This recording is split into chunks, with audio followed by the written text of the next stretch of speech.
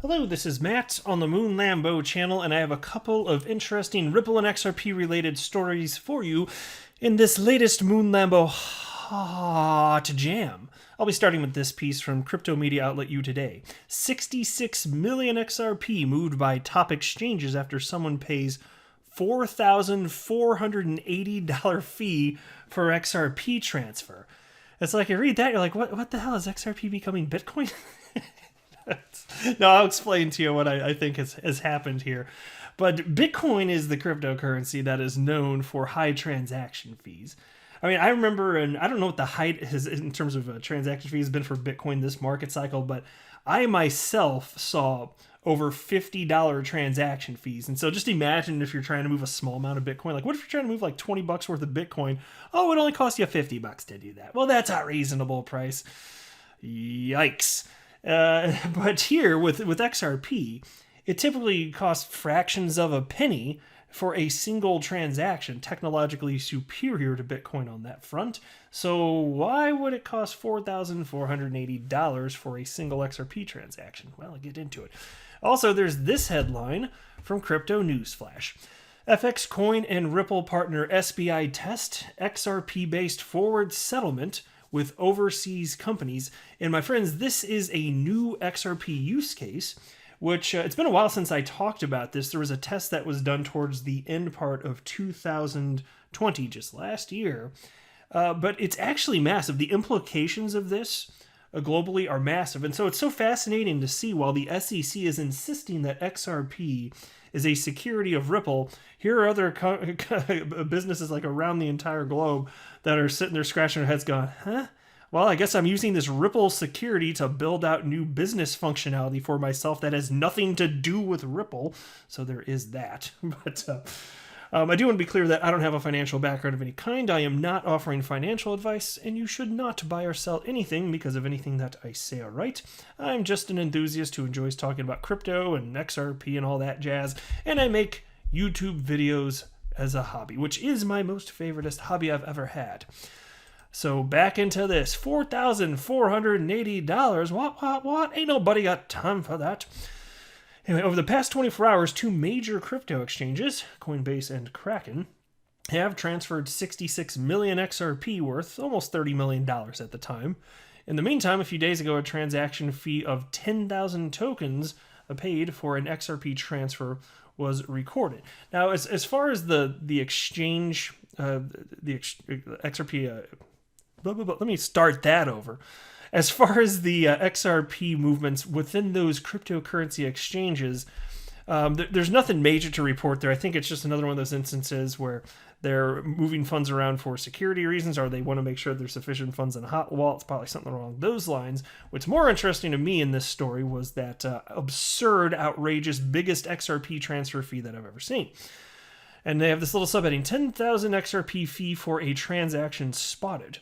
The Flare community Twitter account tweeted that a few days ago, someone paid a jaw-dropping fee of 10,000 XRP, which was at the time $4,480. So that was the then today's exchange rate for it, for a transaction on the XRP ledger. And again, this is supposed to be fractions of a penny, like 0.0000, maybe another 0.01 fractions of a penny. Effectively nothing.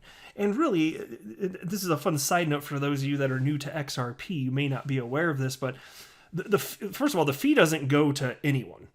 You know, they call it a fee, but it's just a little shred of XRP that gets burnt with every single transaction, and that was voluntarily done by the creators of XRP. They technically could have created XRP in such a way that with every single transaction, there was no fee. They absolutely technologically could have done that. But there are implications on the negative side of things if that were done. People would start spamming the network because if you think about it, if you don't like XRP and you don't like what Ripple's doing in positioning XRP as a bridge currency, well, you could, out of spite, go ahead and just effectively just do what, conduct a DDoS attack, denial of service attack.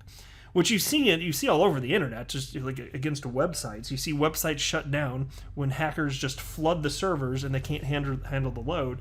You actually could have done that with XRP, except with this little bit of a fee, yeah, okay, fraction of a penny per transaction doesn't sound like that much, but if you want to sufficiently flood the network to shut it down, is going to get pricey really, really, really fast.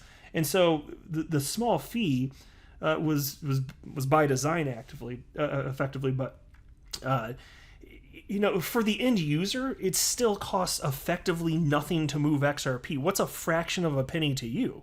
Then you look at Bitcoin, and I didn't even check to see what the Bitcoin mempool looks like before recording this. I don't know what the fees are right now, but suffice it to say, substantially higher than what it is on the XRP ledger, which is why Bitcoin would be, ill-fitted for use as a bridge currency, even though technologically you could put Bitcoin or any cryptocurrency in Ripple software, RippleNet, and on-demand liquidity. You could plug in Bitcoin and technologically it would work. It would just be really slow and really costly, which is why nobody would ever want to do that.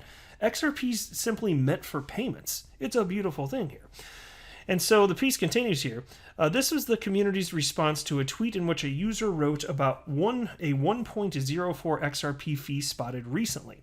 The Flare community account added that fees on the XRP ledger can be set programmatically, however, and the reason for these high fees was not disclosed or explained. And so here you can see the Flare community account, which is an enthusiast account, by the way. Not that there's anything wrong with that, I'm just citing it's not officially Flare. It wrote the following. Fees on the XRP ledger can be set programmatically.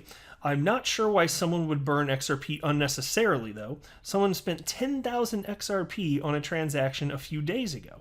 So as far as the reason for it, you know what? This would be my for fun guess. I'd say somebody's got some seriously fat fingers. I think somebody actually they were fast, typing out whatever they're doing fast and hit a bunch of zeros and oops, that's a costly mistake. So, we're probably never going to know for sure unless that individual comes forward, but if they did something embarrassing, stupid like that, oops-a-doodles. The reason we even know about this is because the XRP ledger, like the Bitcoin blockchain, is public. So you can see all the transactions. It's pseudo-anonymous. There's not a name attached to it. If you ever wanted to find out who's doing what, though, like if somebody was engaging in nefarious activities, whether it's with Bitcoin or XRP, frankly, you'd be better off doing your illegal nonsense with the United States dollar, because you can see where payments are flowing. And so if you ever wanted to offboard your cryptocurrency, ever want to cash out, you're probably going to have to do it on a cryptocurrency exchange, which would have like KYC and AML requirements, know your customer, anti-money laundering protocol set in place. And so, it's all tracked. So for that reason, utilizing cryptocurrency for nefarious intent, not exactly a good idea. Now, do you guys remember this story? I highlighted this. This is a headline from the Daily Hodl from December 1st, 2020. And I'm just briefly going to touch on this to set the table for this new story. It's the same thing, though. But here was the headline from December 1st, 2020 from the Daily Hodl. SBI Holdings testing XRP-based payments platform and use of digital asset in trillion-dollar FX market. And here you go. And this is big, by the way. Like, I don't think that people necessarily have a handle on exactly the potential that XRP holds if it truly is globally adopted. And so this is for a similar yet different use case, which I will explain as we go on here. But that's why I've said on this channel forever, utility matters and will win the day, while also acknowledging that during the bull market here, people don't sufficiently parse out the differences between coins, and people are just speculating this and that. Yeah, I got it. Everybody's trying to get rich on crypto. Got it. Not that there's a problem with that. Like, I don't have a problem with that. I'm just saying, ultimately, those coins that are going to have staying power, it's going to be because they're solving a real-world problem. Anyway, cryptocurrency startup FX Coin Ltd. And Japanese financial giant SBI Holdings have begun testing the use of XRP to settle corporate debts and credits. Well, how about that? And mind you, FX Coin, by the way, that is a cryptocurrency exchange. And so I've been talking about this for some time. Ripple's positioning XRP as a bridge currency. So you can convert one fiat currency to another. They use their messaging software RippleNet in conjunction with on-demand liquidity, which really is part of RippleNet, which utilizes XRP as a bridge to make this all possible. But XRP can be used for so much more. In a world that's increasingly becoming liquid, where it's easy to get in and out of assets, in a world where assets are becoming tokenized, they don't by nature interoperate. They'll never be able to. You need something to bridge that if you want to convert something to another, and you need sufficient liquidity in between, and XRP is perfectly suited for this. And so in this particular case, you're talking about using XRP as a bridge basically to settle debts and credits. Interesting indeed. And so back then, again, December 1st last year, they wrote, FX Coin is conducting the experiment, which involves the Sumitomo Corporation, a Japanese general trading firm settling debts and credits to other Sumitomo Group companies with XRP. So initially it was all domestic in Japan. Well, apparently that has gone quite well because they are expanding the use case. Check this out. FX Coin and Ripple partner SBI test XRP-based forward settlement with overseas companies. And this is an article from just the other day, so this is new stuff here. The XRP-based remittance platform for international payments developed by FX Coin Ltd. and SBI Holdings continues to make significant progress, as FX Coin recently reported. As part of a demonstration experiment, the company conducted a forward transaction using XRP with Sumitomo Corporation to send a payment to Singapore on February 25th, 2021.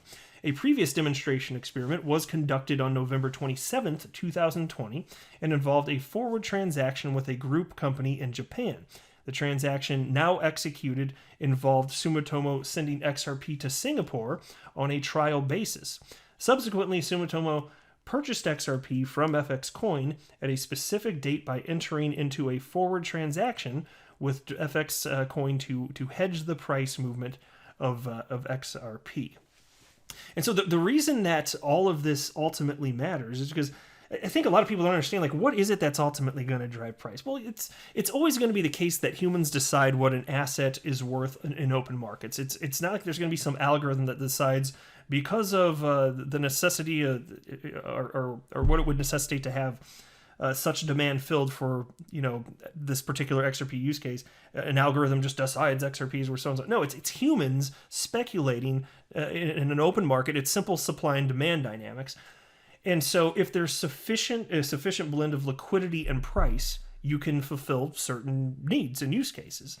As Ripple is positioning XRP as a bridge, as long as there's sufficient liquidity in corridors where they're operating, then XRP can be used. But it's just, price is a factor as well, but liquidity is actually more important than price for the actual use case here. So you might be saying, though, okay, so it can only be used if there's a sufficient blend of price and liquidity, but how does it get up there? Well, here's the thing, and I think that people get this exactly backwards. They think about, the nature of, like, for instance, this other headline where they're talking about, XRP being used in $1 trillion FX market. Well, just because there's a massive use case like that doesn't just magically make the price of XRP go up. It's rather if there's the price is already there with liquidity, then it can be used. So people have it exactly backwards. But now that there's already a certain level of adoption with XRP, the reason that this is going to work, and this is a huge part of it, I think, is that as new institutional investors and retail speculators come into the space, if they want to diversify, they'll see XRP like, well, businesses need this to conduct their business model. Might this have staying power? Well, the answer would be yes. And so long as it's solving a problem, businesses will continue to use it.